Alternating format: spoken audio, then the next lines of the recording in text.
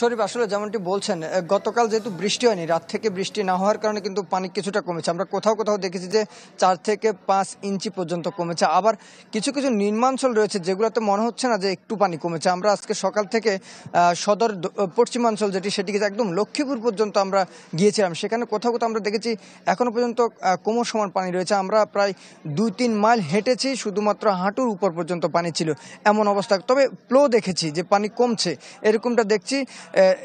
যতটুকু ফ্লো দেখা যাচ্ছে কমছে, কিন্তু সেই রকম পানি আসলে কমছে না। আর যে ত্রাণের একটা বিষয় রয়েছে, আসলে এই যে পানিগুলো যে পানি কমলো, কিন্তু মানুষের যে ত্রাণের যে আকাঙ্ক্ষা সেটি কিন্তু আসলে এখনো পর্যন্ত কেউ পূরণ করতে পারেনি। তবে যে যার জায়গা থেকে সর্বোচ্চ চেষ্টা করছে ত্রাণ দেওয়ার জন্য। একেবারে ব্যক্তি উদ্যোগ থেকে শুরু করে সাংগঠনিক, রাজনৈতিক, প্রশাসনিকভাবে বিভিন্ন জায়গায় ত্রাণ দিচ্ছে। আসলে এখানে 21 লাখের মতো মানুষ পানিবন্দী রয়েছে, ফলে যে ত্রাণ দেওয়া হচ্ছে সেটা অনেকটা অপ্রতুলে বলা চলে, এটা পর্যাপ্ত না। এই যে আমরা যে জায়গাটিতে আছি শহরে, ঠিক এই জায়গায় কিন্তু ত্রাণ কার্যক্রম এখনো পর্যন্ত চলছে। আমরা দেখছি যে এখানে সরকারি কর্মচারী কল্যাণ সমিতি রয়েছে, তারা ত্রাণ দিচ্ছে। আমরা দেখছি বিভিন্ন জায়গায়, আমরা যখন আজকে সকাল থেকে যাচ্ছিলাম বা হেঁটে দেখছিলাম, সব জায়গায় দেখছি যে ত্রাণের অসংখ্য গাড়ি যাচ্ছে, কিন্তু তারপরও মানুষের মধ্যে আক্ষেপ রয়ে গেছে যে ত্রাণ আসলে পর্যাপ্ত তারা পাচ্ছে না, ওষুধ পাচ্ছে না।